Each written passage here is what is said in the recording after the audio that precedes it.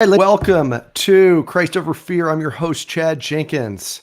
It is April 5th, 2023. We are today live on episode number 31. Almost said 23. Episode 31 today. Fired up about it. Get to do a West Point classmate, Dan Horst, graduated in 2002. The bicentennial class of West Point, the Golden Children. And Dan went on. He was an armor officer when he graduated. He was commissioned as an armor officer. He was there for, and I'll ask him, I don't know if it was the exact initial invasion, but I think it was, as an armor officer, a tank platoon leader from March of 2003 to April of 2004 in Iraq. I know he did a convoy all the way from Kuwait all the way up into Iraq. So we'll ask him about that on his first combat deployment. And then he joined the 95th Civil Affairs Brigade out of Fort Bragg, North Carolina, where he conducted 2 more deployments to Afghanistan attached to Special Operations and the PSYOPs units within the Civil Affairs Brigade. Left there, I believe in his timeline, he went back as an assistant professor at West Point, back at the United States Military Academy, in the history department. I believe he's a Russian historian and Eastern Europe historian, so we'll ask him about that as well. And then he rejoined the 95th Civil Affairs Brigade and was a company commander as well as director of operations. And then his final assignment, which is pretty high up there, he was the G5, Deputy G5 Director for U.S. Army Central Command. He retired out of the Army as a lieutenant colonel, and now he is a senior consultant for Booz Allen Hamilton, and he relocated with his family to the state of South Carolina, but they haven't finally settled yet. So that's the interview, or that's the introduction to the guest today. And then obviously with it being Easter week, one thing I posted on Christ Over Fear on the LinkedIn page this week, which I always try to do this. I try to do an intro on, kind of my thoughts for the month or for the week, but really it's been probably this year, probably 2023. I've really reflected, sat on, thought about a lot about the resurrection of Christ, the resurrection of Jesus, because early on in my walk, in the church and just going and learning about Jesus, about Christianity, about the what it means to be a Christian, all the past, not all, but a lot of the pastors would put a big emphasis on Easter, on, Good Friday, all the way through up the 3 days that Jesus was in the tomb. And then, finally, when he was resurrected. And I had a personal relationship with Christ, but I never really put that much of an onus, that much of an emphasis on the resurrection of Christ. It just was something that it didn't really resonate with me. And this year, really, it's really been like, okay, I need to focus on this. Why is this such a pivotal moment? And I'm slow. So what finally came to me when I started studying apologetics and what it means to be a Christian apologist, and basically using the evidence of prophecy and the evidence of the Bible, and the firsthand accounts of Christ's earthly ministry to point to why Christ and Christianity and Jesus is the only way to salvation for us for eternity. And that's where it finally clicked. It clicked when, if it hadn't taken place exactly the way Christ and really the Old Testament and even the New Testament prior to the resurrection, if it hadn't been predicted and executed without the 100% certainty and accuracy that it was done with, that Christ, predicted it would happen, well, that's how we can hang our hat on that. That's how we can hang our hat on Jesus. That's why we don't hang our hat on any other falsehoods out there. That's why we hang our hat on him and on him alone, because of what he did on the cross and because of what he did in the 3 days lying in the tomb, and because what he did when he resurrected and then eventually 40 days later ascended into heaven. That's where we hang our hat. That's why it's so pivotal. Maybe for everyone else out there, they're like, yeah, no kidding, dummy. But if you are like me, early on, and as I was learning about Christianity and about Christ, maybe that sheds some light. So anyways, Without further ado, let's bring on the 2002 graduate of West Point. And I see him. He's got two puppies. So I'm going to bring him on the screen so everybody has to see that he's not yet ready because he's dealing with two puppies. Give us a rundown, Dan, of your two pups you got. Yeah, perfect timing, man. Just as you're introducing me, one of them peed right at the entrance. She was giving me all the signs, but I didn't want to run outside because she was going to dig holes. So I got. Wait a minute. So did she go number one in the house? Yeah, just as you're. My bad, dude. My bad. I could have slowed today. You could have hang up a sticky note on the thing. I could have delayed us a little bit. All I gotta say is not today, Satan. Nothing ain't happening. Yeah, there we go. I love it. Coming in hot. Yeah. So you probably didn't hear it then because you're probably dealing with that. I was just giving you the best introduction to mankind, hyping you up. It was what are we in? We're in 6 minutes. It was a 6-minute hype video of Dan Horst.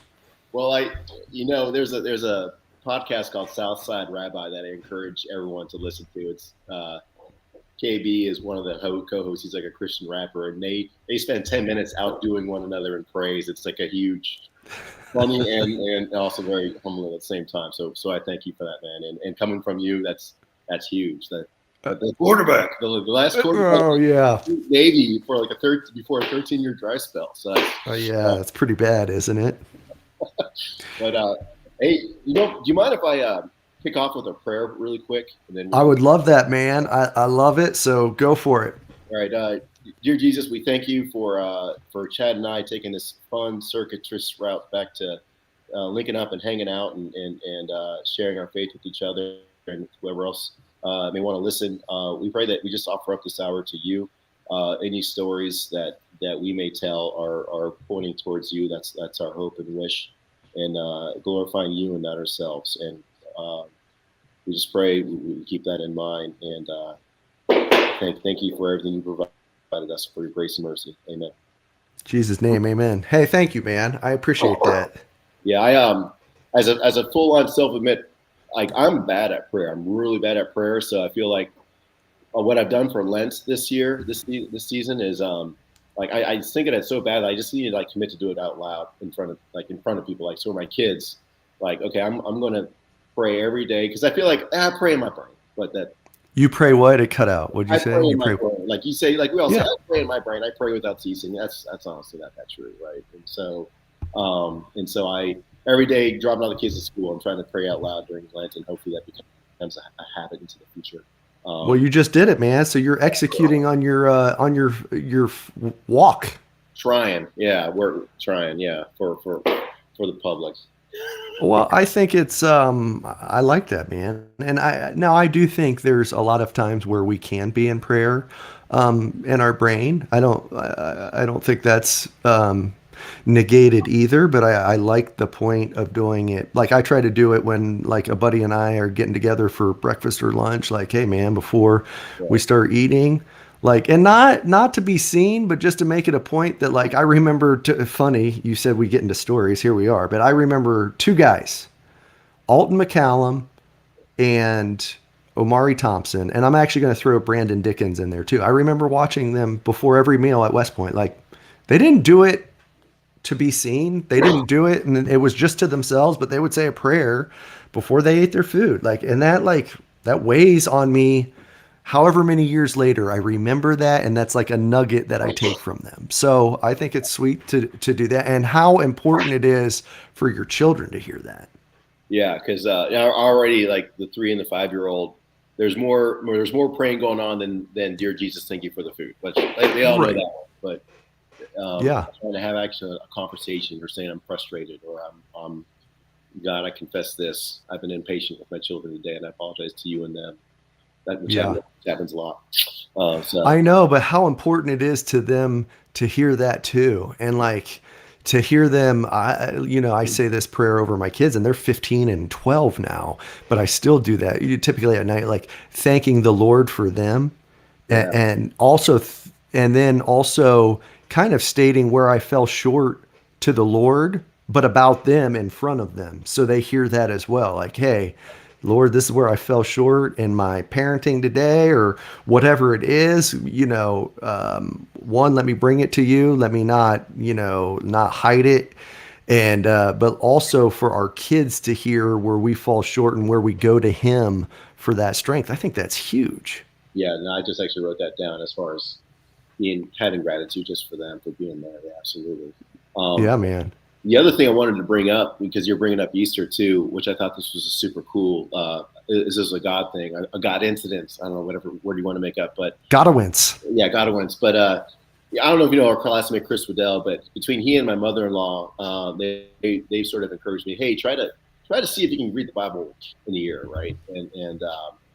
And sometimes you run into the trap of just checking the block and you're not really checked in while reading it, Yep. which is a risk. But at the same time, a pastor has told me that eventually quantity will yield quality.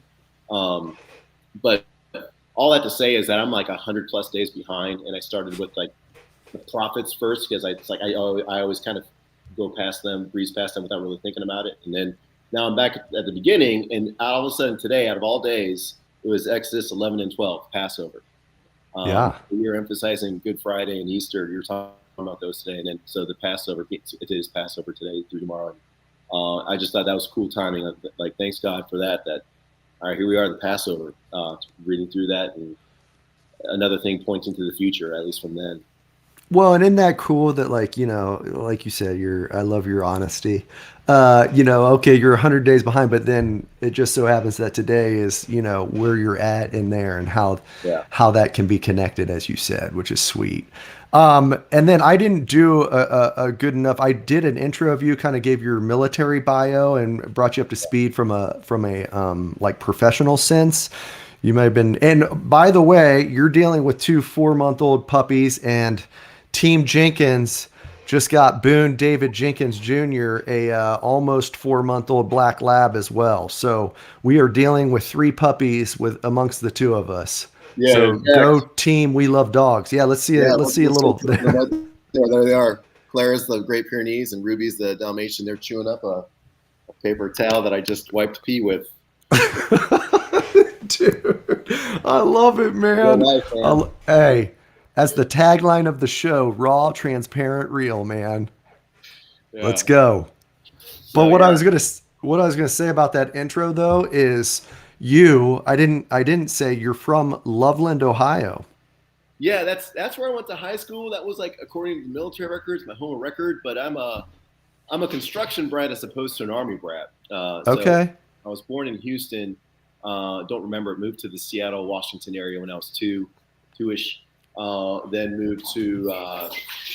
Now they're fighting. Sorry. That's all right. Let me know if you can't hear me. But then Hawaii, Maui, around eight through middle school, and then Loveland, Ohio, outside of Cincinnati for my 4 years of high school. And my dad and my stepmother still live in Ohio, not too far away.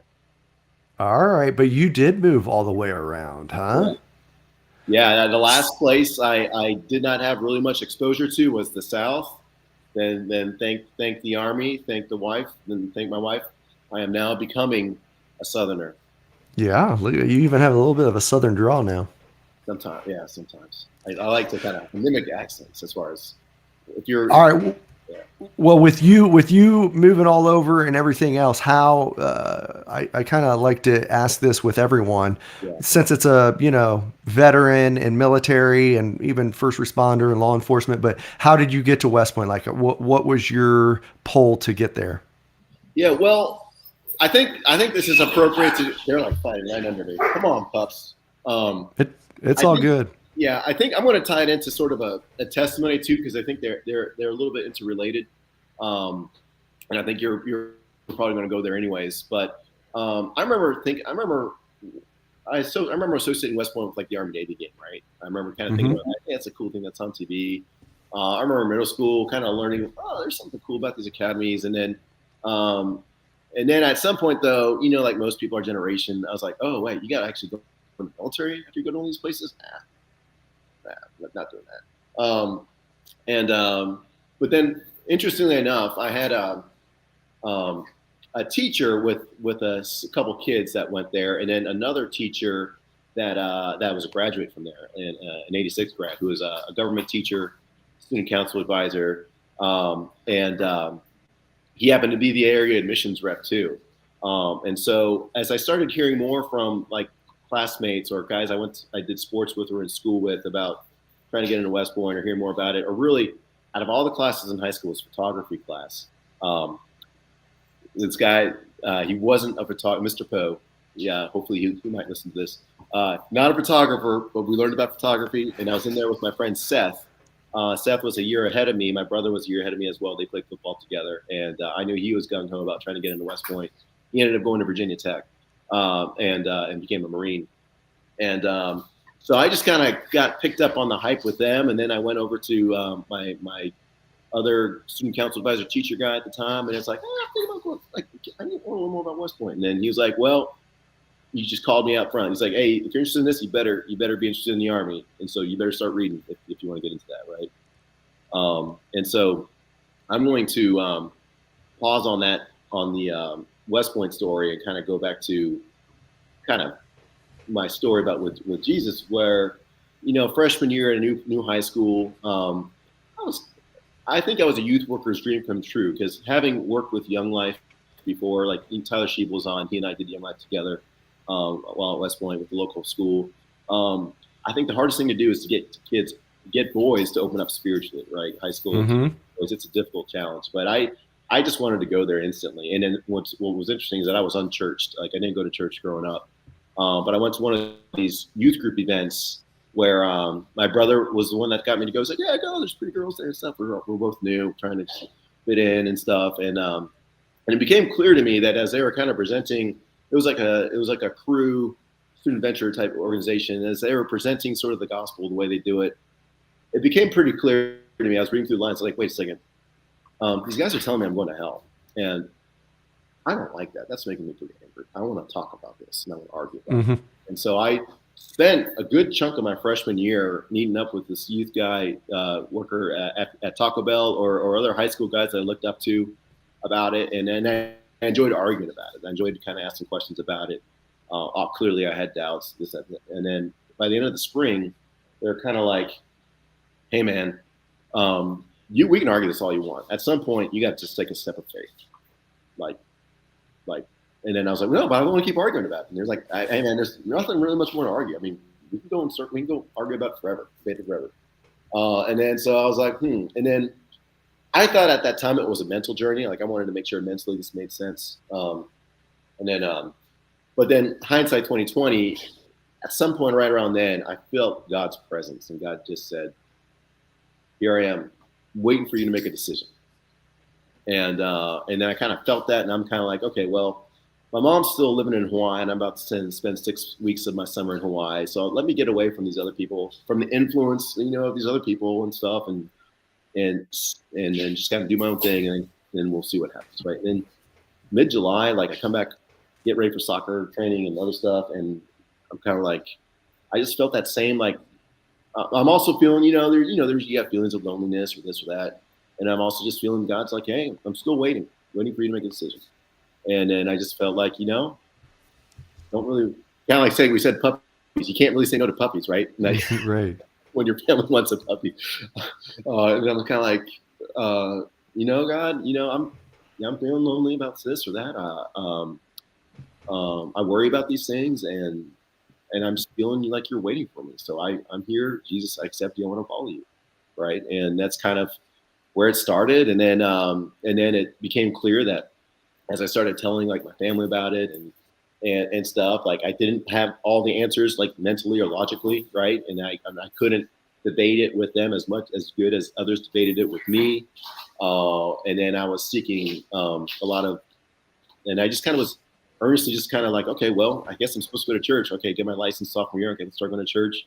Thankfully, a youth pastor in the Cincinnati area, Keith Kruger was his name. He started discipling me, and another guy, a couple folks, Matt Massey, like tons of folks in high school. Plus, they were just kind of pouring into me and investing in me, and that's kind of how. And then when it came to come back to the West Point thing.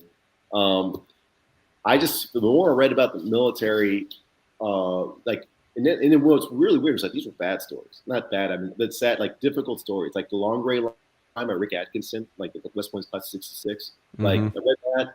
Read Schwarzkopf's like autobiography. James McDonough is another guy. He like I have an older brother, half brother, who was a Marine vet, and he kind of gave me his leadership kind of field manual and had platoon leader. Like these Vietnam stories, which are rough stories, right? And I'm just kind of was Hmm. sure drawn to that. And what I liked about West Point was that I didn't want to be a specialist. I wanted to be someone who could. I told people I wanted to be a teacher and a preacher and a politician, and it seemed like being an officer was the best way to kind of stack all those three functions together, right? And I didn't know, and I didn't necessarily want to major. And when I mean politician, I don't mean sleazy, like, you know what I mean? I mean like, like governance, like Right. steward things, right? And then preaching. I don't think I really wanted to be a preacher or a chaplain, but just to be like, hey, just to be there for people, to help people out, right? And so and so the West Point thing just kind of felt like, we jumped through all those hoops, and they were easy to jump through. And I actually had, this is a confession, man. I actually kind of had Annapolis as the first choice. Uh, Oh, yeah, and that you was wanted to fly Top Gun or what? no. It was a Marine thing. Like my brothers in the Uh, Marines, I was drawn to the Marines, and my dad was a Navy vet, like way back in the '50s. So I just felt a little bit of heritage there. But um, then I think there was weird like local politics happening as far as like the admissions rep for the Annapolis was like graduating the same high school as me from a neighboring high school. So I uh, got waitlisted for Annapolis, but I got in early admission for West Point, even though that was like, and it just so happened that the admissions rep happened to be one of my teachers, right? So, you know, God has his ways, whatever. He's of kind of shifting us one way or the I other. love it.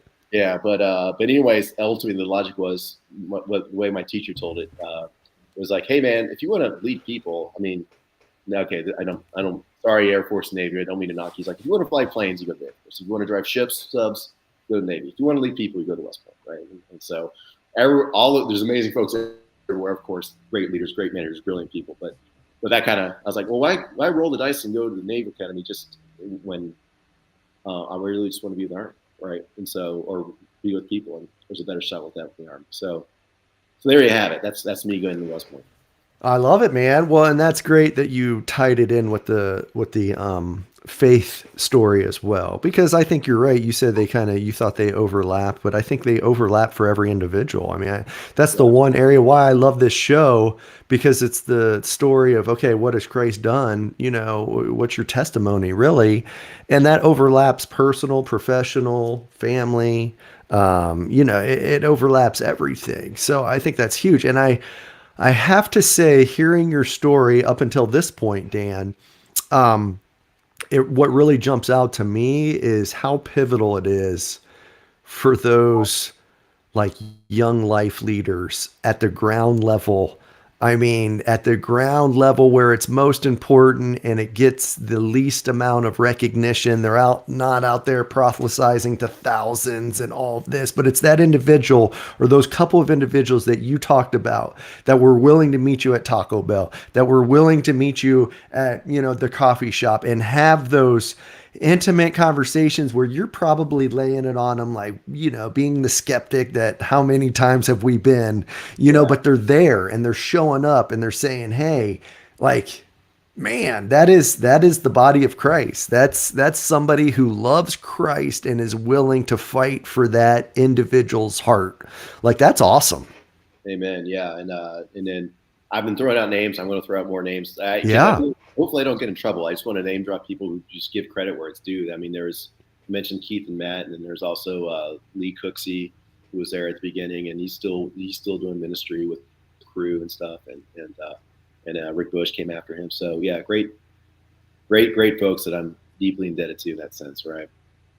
Yeah, absolutely. Now let's take us through kind of West Point and then through combat and deployments. A lot of individuals, myself included, we have that falling away or that period of time where, okay, we're not, and even, throughout our life. I mean, I remember, speaking of another individual, name drop, Ben Edgar, when I first became like really on fire for Christ, and he was fired up for me. He's like, hey man, he's like, he's like, it will ebb and flow. He was almost like warning me, he was being a good dude, one who was further along in his walk, but he's like, hey, this fire is awesome while you got it. But when it starts to dwindle, just know that you still got Christ with you, but you're going to ebb and flow. I'm like, no, I'm not, Ben. I'm always going to be on fire, and he's like, all right, dude. But I love that because it's what Paul talks about in the perseverance and the running the race, and how that's the end all be all goal. And there's going to be ebbing and flowing.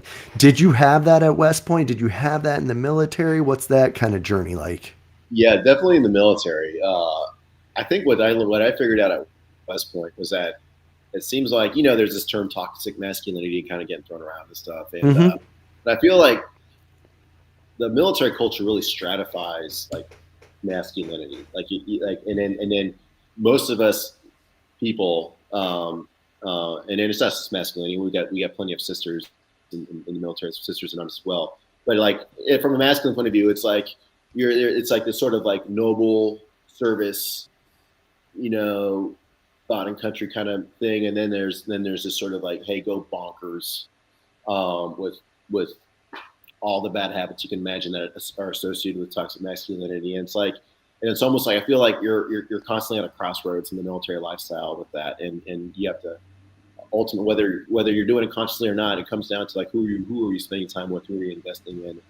I'm really glad you mentioned Ben Edgar. We were roommates the second semester, our plebe year, freshman year, and so he's going to come back into the story. I mean, that's where the first time we really connected was at his wedding, which is that probably doesn't need to be told this hour. But anyways, was a fun time and a great experience. But I would say for the most part, so I kind of had a double life, I'd say. And I think what I'd attribute that to is that I'm someone who, what I saw in the military at West Point, that I think I just had an intuitive sense that this would be good for me, is I just feel like I'd do better in college with a boot up my butt, like with that structure. And so when it came to the spiritual disciplines, I mean, when it came to seeking mentorship, fellowship, groups, things like that, I was always in the mix there doing that. But when it came to kind of the personal disciplines of being in the Word and prayer, I mean, I was being fed in Bible studies, not necessarily my own personal time in the Word, right? And so I think there was a hollowing out during my 4 years there. Even though I was participating in Navigator's Bible study, I was helping with Young Life. It resulted, when I graduated, kind of in one of like this typical stereotype of kids coming out of academies, like let's go wild and crazy. Let's have the college life that we actually did not get a chance to have, right? And so I kind of had that delayed adolescence. Again, never doubted, never lost belief, but just didn't have really discipline or following. Like wasn't right. And I think that culminated in I did Iraq. Iraq was my first field training exercise, as you sort of alluded to. But then I ended up going to Korea for a year as well. And out of the blue, Ben Edgar messages me. And it's just sort of like, hey, man, I just remember your example or something like that from college. And I just really appreciate your witness to me as a brother in Christ. And then he was messaging that to me when I was probably at my most undisciplined, just just making like poor decisions as far as like life, just partying too much or just not caring about things that you should be caring about as someone who's trying to follow Jesus. And so I just remember that, and I was so numb, I didn't really respond to it, that they didn't cause a change. In fact, there's other guys like Gil Price now. He was there for a time, and at some point he pulled me aside and he was just like, man, you're lost. Like he just straight up dropped the hammer on me. And then I was just like, nope. I wouldn't deny that. Yep. And so weirdly enough, I was still kind of, again, I was just kind of in that tension, right? But really what was going on in the back of my mind and my heart was that I wanted to be one of these weird dudes out of college that was just went ahead and got married immediately and just kind of could start a family and kind of do that. But there's multiple factors. I mean, up to God, of course, but I wasn't necessarily being the guy that the behaving in the way that would draw the kind of person that would want to roll with me. And ultimately, to really kind of wrap up this part of the story, I switched out of armor after Korea, tanks and stuff, went to civil affairs, did a year of training at Fort Bragg. I actually got engaged and had an engagement that was broken up with a woman who was also in the military. I was thinking, most women don't care about the military, don't want to deal with the military, so it's probably better to maybe just find someone in the military who you're compatible with, who wants a family and stuff. And it's kind of using all this mental worldly logic, but she just wasn't there with where spiritually at the same time. And then all of a sudden, right, but when I got serious with her is when I really started like, okay, well, now that I'm engaged, I probably ought to get serious with the church and disciplines, all this stuff. And the more that happened, the more that weirded her out, and ultimately that divorce or that engagement fizzled out, and it got pretty intense. We actually had a justice of the peace kind of marriage, like it went that far, and all we had to do to make it legal is like that license needed to be turned into a county office, and it didn't. Like we had to tear it in half. I burned my half, and so it was never like. But that's how far it got. And a friend of mine was like, "Dude, you actually jumped off the cliff, and God like pulled you out, right?"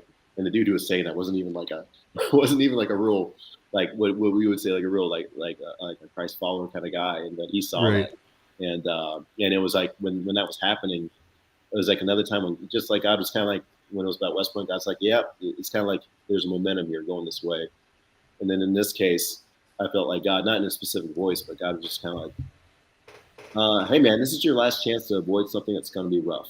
Let me try my way for a change. And I feel like that was like the 2x4 to the head that I got later, like my mid-20s, that sort of helped me reorient it better and seek some more of the self-disciplines to kind of move my relationship that way. Well, I tell you, Dan, but I mean, that's why I love this show, man. Just hearing this, and it's so good of you sharing. And I mean, you still had your, relationship with Christ, right? That was undeniable because once we accept him, we have him forever. But I love like your story about Edgar sending you the message, and then Gil Price was the one who kind of, when you just said that though, what immediately went in my head is like, that's the perfect, both of them together, and was Gil following Jesus? Oh yeah. He's now a chaplain in the 75th in your old regiment. Okay, well, all right, there you have it. Well, but that's the perfect image of Christ right there, though, right? Oh, yeah. Ben's grace, like you needed that grace at that time. You needed that grace message, and then followed by Vince's truth. The only one that ever did it perfectly and ever does it perfectly is Christ. He can balance that truth with grace, with perfection. Others, we tend to either fall too graceful or we fall too always, truthful and like justified in our, scolding of others. But I just think that's cool that two separate individuals who love Jesus, have a heart for him, came at you with both truth and grace and two individual messages that you needed at that time, it sounds like. Yeah, and then we gotta.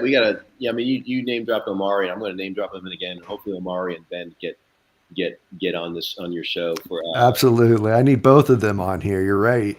But Omari, he happened to be my roommate first semester, sophomore year back at West Point, and he's kind of like you. The way you always talk about Omari, like some of the other ball players, like just his steadfast example. Like he was just such a steadfast witness. He didn't need that many words. He was just on it always. And then again, he's a chaplain too. With how many kids? Like he's somewhere between 5 or 10 kids. Doing his thing, man. He always I might touch base with him once every few years, and then every time it's just it's like an instant feeding. I feel blessed having had a chat with him. Yeah, he's got that presence about him, man. I mean, you talk about God doing a work in somebody from an early age on, and just talk about somebody that, probably you and I both, and any audience, any listeners out there, we need to pray for Omari and his family just because of the work he does. Not for himself, but for the glory, truly, the true, you know, you said it in the opening prayer, not for us, not for our glory. I fight that so much, Yeah. on not getting selfish ambition and all of that. And I know Amari doesn't have that, but like the lives that he's touching, man, we need to pray over that family and him and that ministry, because he truly is doing remarkable things, and he'll continue to do that. Yeah, absolutely. So bring us to then Fort Bragg, Civil Affairs. Yeah. You nullify, you burn the justice of peace. So you actually, you know, God saves you from that, and then I guess from there up to however far you want to take it, man. Yeah. Yeah. Well, this is where the family piece comes in and mental health comes in. And so um, so I mentioned a friend of mine from high school named Seth. He went to Virginia Tech, big influence on me going to West Point. I remember I kind of had a going away party before I went to Beast, and his first summer at West Point, and he was there, and he was already in his first year at Virginia Tech. He's doing the cadet program there. He ends up becoming a Marine pilot, right? And some really cool things happened as far as like my mom at this time is living in Southern California, right outside of Camp Pendleton. He's stationed there, so I get to see him all the time there. His parents moved from Ohio to North Carolina, so he visits North Carolina while I'm up Bragg. I'm always seeing him there, and we're always reconnecting and sharing a lot of like, unfortunately not so much spiritual stuff, even though we were in that same community in high school, but just sharing life, military life, kind of confiding in each other. But I remember having this weird thought with him, like before leaving for us, I was like, I feel like something weird's going to happen to us, man, like something big, like, kind of horoscopy. Like you could say that, I could say that right now, and of course it's going to be true, like something big's going to happen. But anyways, yeah. I remember just saying that uniquely with him. But ultimately, I just want to give a shout out to my first semester plebe year roommate, Mike Adams. He died in Iraq about the day that I came home, right? And then my first time back to West Point was for 3 months. And so that was back in 2003. No, I'm sorry, 2004.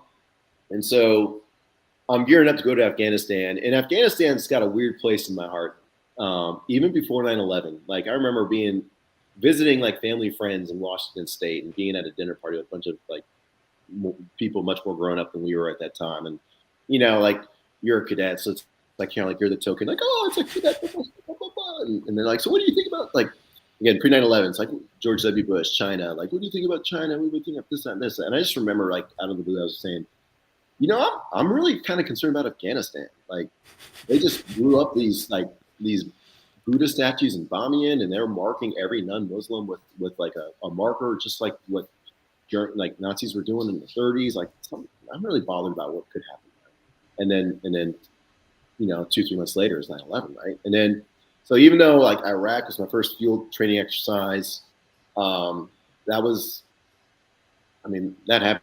We can talk about that if you want. Like, again, just from a mental health standpoint, I just want to say that I've been very fortunate, been very spared. I mean, I've seen stuff, but I never lost a soldier myself. Mm-hmm. I never been wounded myself. So I've been very miraculously spared. There were times when one of us should have gotten killed or blown up. There was times things got blown up on us, but very great. I mean, just God was looking out for me and the guys I was with. So just eternally grateful for that.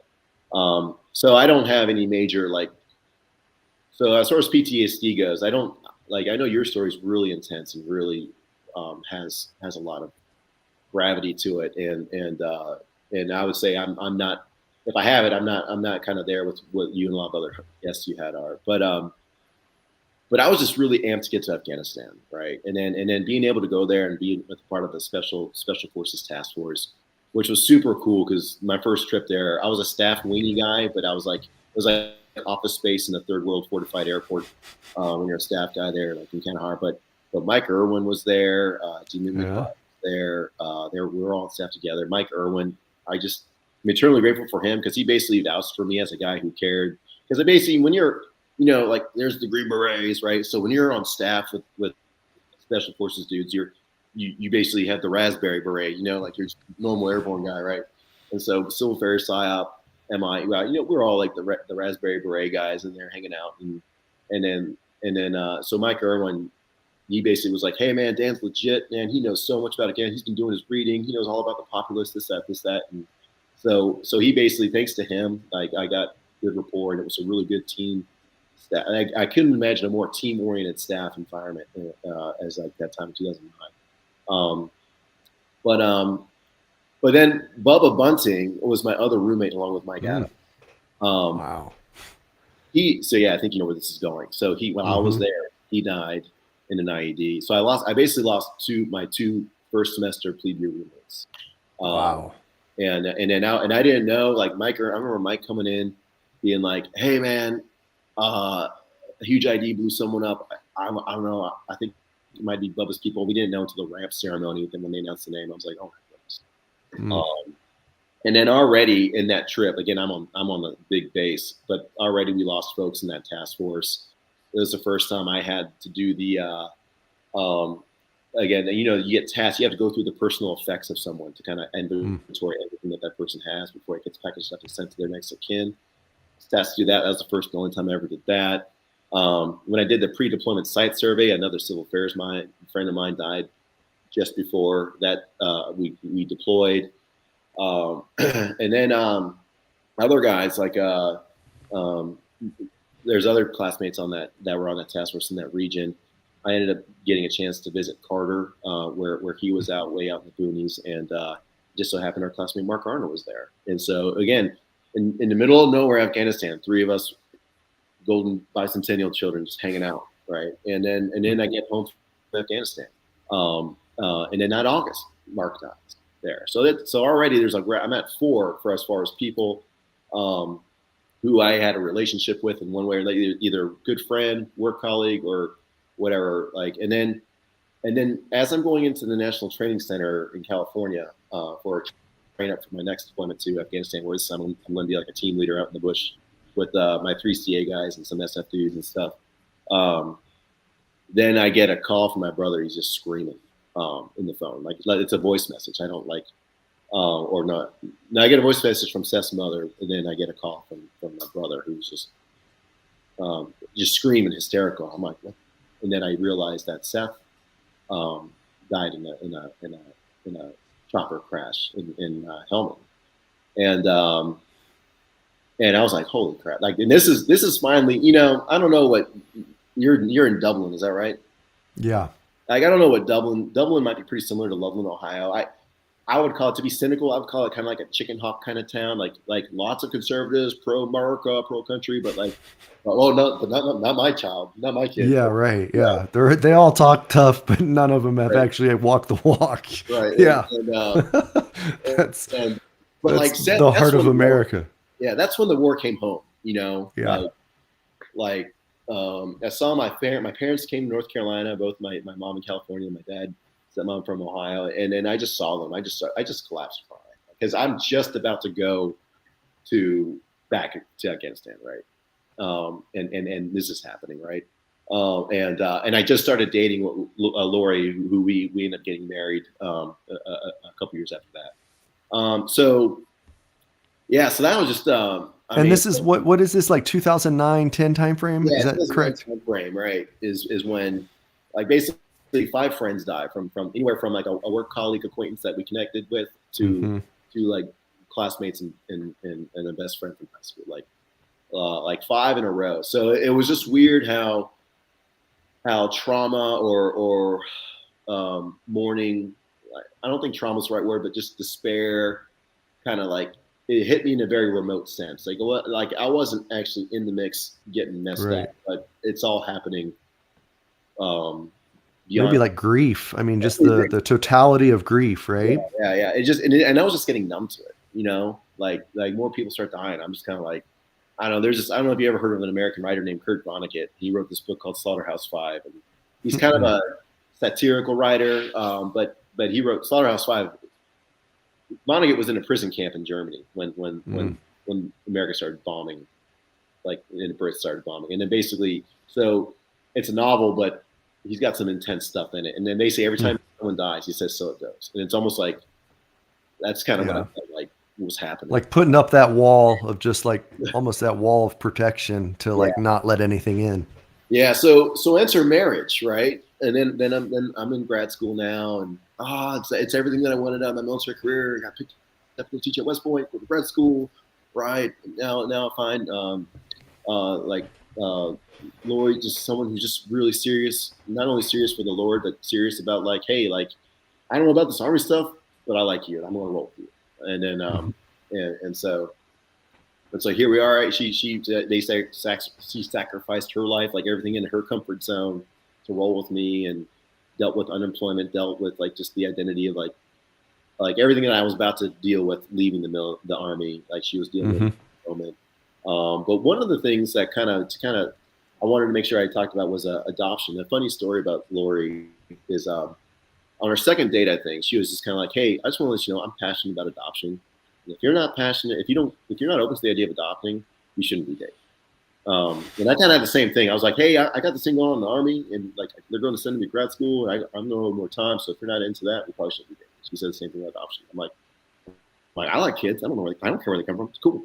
Let's roll, right? And talk about not counting the costs, right? So, anyways, we ended up shortly after we got married putting in for adoption in Ethiopia. And we figured, well, we know we want to do this. Let's go ahead and get started with it, and we'll also let nature take its course. And so our first son was born up in West Point, and then I do my 3 years there. Great 3 years there, and then we're back at Bragg, where I'm a company commander as a major, and then become a battalion S3. But the adoption is a real test in faith, as far as like it was supposed to take 3 years. We're supposed to get who's now Abraham. We weren't matched, but he was supposed to come home in like about 3 years. That ends up being 5 years, right? Oops, get pregnant again, like while that's happening, right? But ultimately, summer 2017, we go from a family with one child to a family with Abraham comes home. He's older. Well, before we go there, we gotta talk about his name. I always like the name Abraham. Obviously, there's the Bible, right? And then there's Abraham Lincoln. Love me some Abraham Lincoln. Lori is like, I don't know, that's a lot. And then at some point after Thanksgiving of like 2016 or 15, she's like, I'm coming around to that name Abraham. I think that's a good one. And then a week later, we get the call from the adoption agency saying, hey, we have a match for you. His name is Abraham, like basically the Ethiopian version of Abraham. Wow. So that's like yes, it was meant to be. Yeah. Yeah. Right. And so then it took forever due to circumstances and geopolitical things to get him home. So I'm bringing him home and then he's basically been in an orphanage since since like 2 or 3. And you're bringing him home at age 6. So clearly there's trauma type stuff there. Not going to really get into it, but there's a lot going on there. I bring him home with my mother-in-law because my wife's like 7, 8 months pregnant at this point. A week later, our third son is born, Deacon. So we bring home a guy who usurps the birth order, Abraham. Deacon's born a week later, and then I become a battalion operations officer, or battalion S3, like that year. And as far as fear goes, I was like, I don't know how I'm going to get through anything that year. Let's just say it was very non-chaotic, right? Yeah, I feel like next time that there's ever like an interview where it's like, tell me a time when this or that happened. I just need to bring up that story about more. I was a battalion S3. Yep. Adopted a kid, third kid born, and I didn't get fired. That's success. Yeah. You can put whatever you want on my shoulders. Yeah. And so that we did that assignment. And then of course, because we're crazy, Lori and I are crazy. We're like, okay, there's too many dudes in this house. We're gonna adopt a girl now, but we're gonna do it domestically, right? And then there was challenges. And adoption is just ultimately a tragic thing. It's a tragic thing for a child to like endure, be separated from the people that they're born to, right? And right. So we tried it once. We tried doing it once domestically, and the birth mother changed her mind, which it's clear always in her right to do so. But that's sort of traumatic, if you're trying to if you're looking forward to another child, right? But eventually it worked out, and we got Faith born in Toledo, now age 3. So our baby girl's from Ohio. But ultimately, what I'm doing here with these stories, talking about my family, is I'm setting a stage for my absolute failure as a husband, which was just being emotionally present for Lori. That's where mental health really, like, again, I wasn't the kind of guy having flashbacks, but just not being emotionally present for all these hardships that Lori endured, like becoming an Army spouse, losing all her work, applying to hundreds of jobs.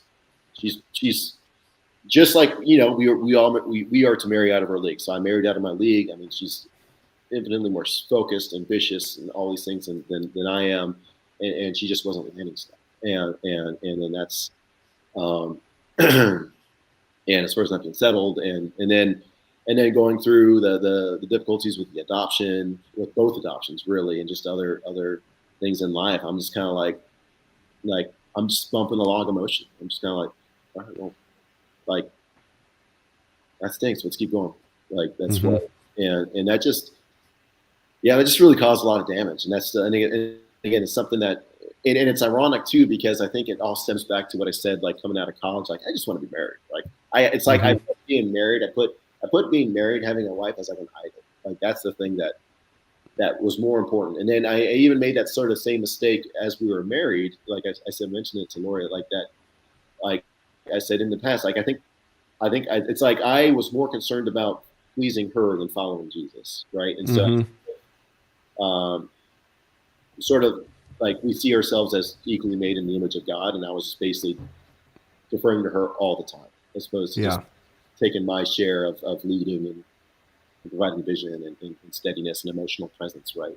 And so, yeah. Well, can I ask you on that, because you've mentioned mental health, and I don't want to make an assumption, but was there something that you did, like therapy wise, or to work on that, to become more present? Like, what was that journey like, or what's that look like to do the work? I oftentimes don't say, I mean, I don't care anymore of saying, yeah, okay, seek help. But my story of what I always say is like, hey, it wasn't asking help. It's not like somebody did something for me. It was when I actually finally walked through the door and said, okay, I'm going to do the work of mental health. And that's like the most challenging thing I've had to do, because you have to look in the mirror and be honest with somebody else, whether it's a therapist or whatever, and be honest with probably the hardest person to be honest with is ourselves. So I guess what did you do on that front, or did you do anything? Yeah. So on that front, I mean, again, things, I mean, ever since 2017, we're finally at a place where we're starting to stabilize, as far as there's just been, again, most of this is self-imposed, whether it's me retiring from the military, Lori saying, I'm going to go to law school. And she she's in law school. She's about to graduate. She already landed her first job as a lawyer. I'm so proud of her. Right. Oh, but we need 2 puppies too. So we got 2 puppies, right? So we do it to ourselves. Like, we just, but ultimately, I'm not sure why I said that, but anyways, I'm not afraid. I sought therapy, so to speak, through mentorship all my life. So I was never afraid. And I wasn't afraid of the stigma, but it was more like, hey, I'm screwing up. I'm not doing what I'm supposed to be doing as a husband or as a father. I need to, and then Lori, I mean, by being a good battle buddy as a wife, she's like, yeah, you need to see somebody, right? And we need, like, we're all getting help collectively together.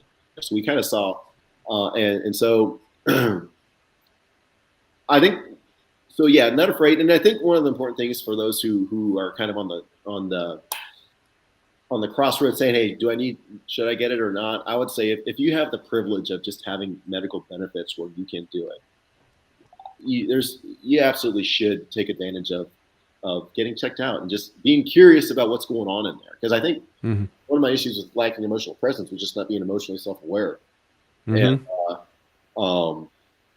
so a lot of it, so I don't know if I have PTSD or not. Let's just get checked out. And the more we kind of unpacked it, the more we're like, yeah, that's there. There's something there. But at the same time, your parents split up when you finished 6th grade.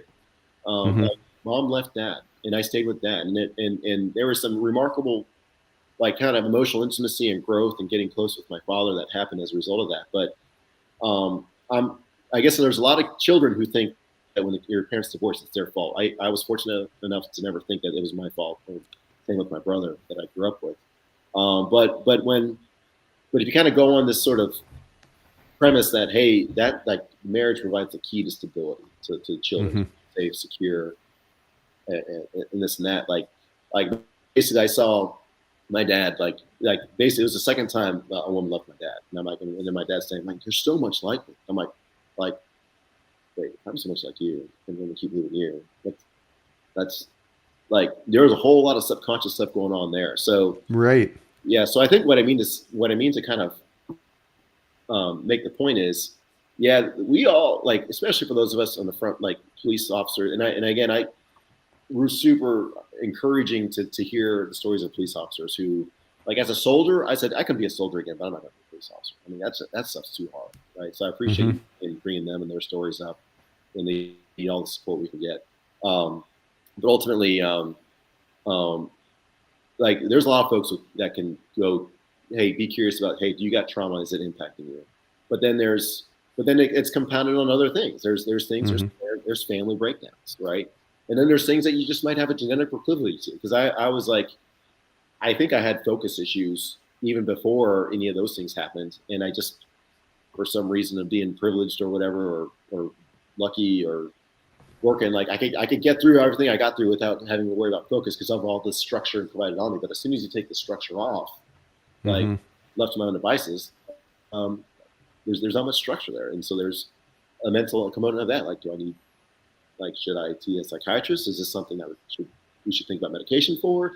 Is this tied to the grief of their family breakdown or how the thoughts of self-worth or the trauma? And I think they all just compound on each other. And I think one of the best things that if you have the privilege of having counseling is just being curious about what's in there and unpacking it and kind of talking about it with your loved ones and seeing what's the best way forward to get to be as healthy as you can be and to be what God wants you to do. Oh man, amen to that. And I think, Dan, that's such a good point. And I love just the statement. I don't love the fact of it, but I love the identity of, like, emotionally present or the lack of being emotionally present. I would beg to bet that, because that was my same thing. I was completely emotionally not connected whatsoever. Obviously, the childhood stuff packed within the 4 or 5, I was a 5-year with prep school, but those 4 years of overloading, I'm a firm believer that overloads our system to swamp us so that we can logically differentiate, but we can also emotionally disconnect from the emotion of it all so it doesn't overwhelm us so that we can focus at the task at hand when it is in a combat environment. But the repackaging of that so that we can emotionally be connected, present, and of value to our better halves, to our significant others, and to our family nucleus as a whole. I think that's overlooked, and that's probably one of the biggest challenges, whether it's a female or male, veteran or active duty military out there to connect with their families. Yeah, absolutely. And there's one weird twist that I'm thankful for my brother Joe bringing it up, where I was talking to him about some of this stuff. And in fact, I'll say a fruit of this is just a few weeks ago, I was actually in business in Ohio. I got to visit my dad and my stepmom and my stepsister and my brother happened to all be there. And my stepsister just kind of said, we just got into, I don't know, we talk about geopolitics, right? My sister's like, so how did Afghanistan end up just going the way it did? I'm like, yeah, at that point, I was just kind of like, should I go there? I'm going to go there. And I was like, well, I don't know if I can answer that question. I just want to tell you my story. Because my career basically ends not in Afghanistan, but related. Like 20 years later, here we are withdrawing from Afghanistan. And my Army Central Headquarters, there is there's a whole lot of sustainment issues with retrograding everything out of Afghanistan. And then then we're like, oh, there's going to be a refugee thing, right? Okay, we got to help put these humanitarian safe haven camps together for everyone to get now, right? And I'm like, civil affairs, all right, that's my bread and butter. Get me after that problem. All right. I just got replaced from being sort of the civil affairs planner to be the you make it a big deal out of Deputy G5. Like, oh, Deputy G5. I'm like, I was put to pasture. It's all cool. It's pretty uppity title. I'm just not gonna lie. But if I was in my original position, I would be in like Qatar, like helping to get these places set up. And I felt like I felt like out of it because I was like, that's where I need to be. I know we're not going to make this thing amazing, but I want to do whatever I can to make it less bad. Like, let's make it less bad. And I have the background for my headquarters to get after that. And I was telling, I'll get in trouble with Lori, but I was telling like all the colonels that would listen to me, like my boss and G3 guys. I was like, hey, I need to go out there and help Nikki. Right? She's up 24 hours a day. Let's split it up. There's a lot of work that needs to be done. I can help. And then everyone was like, we'll let you know when we need you. All right, cool. Because I already kind of had my order submitted, so there was kind of like, and then just as that stuff really landed, like I was just like freaking out emotionally because it's almost like everything like my whole 20 years, like and thinking about Afghanistan and the war and terror, all that stuff. I'm like, man, everything's just coming collapsing, right? And then thankfully I had a chance I was in counseling and I just kind of collapsed. I just kind of emotionally just collapsed, like just bawling out crying in front of my counselor, just saying, I think you feel like everything's a failure, this, that. And she was very kind to me and just helped kind of facilitate me processing that stuff. But ultimately, it wasn't she that said it, but I could hear God. I could sense God saying, like, hey, God's like, hey, man, it's time to let this go. Like, this doesn't define you. I got other things for you. And it was just like it took that extreme events in geopolitics for me to kind of let go of not being involved in it. The Russia-Ukraine thing happened too, and again I taught about that, cared about that. So again, one other hit of like, man, everything that I was like trying to prevent war in Europe, like it wasn't like nothing dependent on me, but just me trying to contribute to like these larger. Yeah.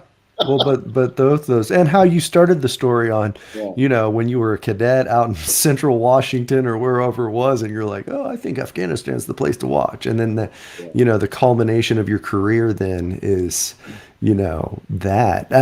I think though, Dan, and I might make that my splice on, when I try to promote this episode, people need to hear about how you did go to a counselor and you did grieve and you did let your heart and soul and mind out on Afghanistan, because there's so many out there who have not done that and will need to do that in not only the months but the years to come to process, given a life of service that they focused on that and then they haven't, and not that the grief won't come back, not that it won't, but at least you have started to make the headway in the right direction and where you can go to help process it.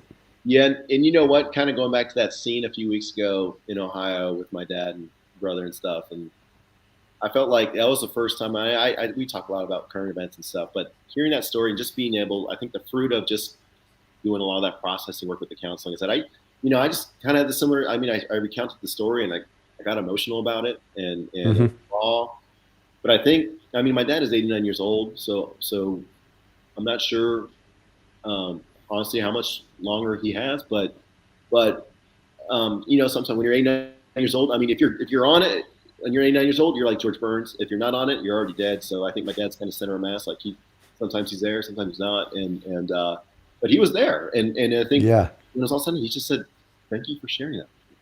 Wow, I feel like that's just one of the best things I can do, telling that story and being just totally transparent with how it felt. Was probably one of the best ways I can honor my father in this season of his life. So I thought so I thank God for that. Amen, man. Well, dude, we have reached the climax. That's a good way to end the show, because we typically try to keep it right around an hour or so, and we're there. But man, and to your point about being transparent and your dad saying that's it. Raw, transparent, real. The tagline in this show. That's what you were. That's what you are. So, man, I thank you for being a guest on Christ Over Fear, episode 31 today, Dan Horst. Thanks, Chad. Honor for you to invite me on. Grateful for what you're doing. All the ones I've been listening to have been super encouraging. Well, I thank you for that, and love you, man. Next time you come up to old Ohio, give this guy a ring. Yeah, man. Come on down to Dayton. I will. I definitely will. All right, buddy. I'll talk to you soon. Cheers, brother. Bye. All right, folks. Hey, that was episode 31 of Christ Over Fear with Lieutenant Colonel retired Dan Horst. Man, he was the show. He was the show. Raw, transparent, real. I hope you guys can get something out of that. Get 1 to 2 nuggets. That's what I ask. That's what I ask of each and every show. If there's 1 to 2 nuggets, I know I get those. I get more than those. But if we can get those, we can share them with others. That's what this show's about, because at the end of the day, it's about Christ, and it's about what he does for us, in us, through us. So share it with others, like it. This will be on the podcast player of your choice here in a couple hours. But until next time, continue to fight the good fight. Thanks. Bye.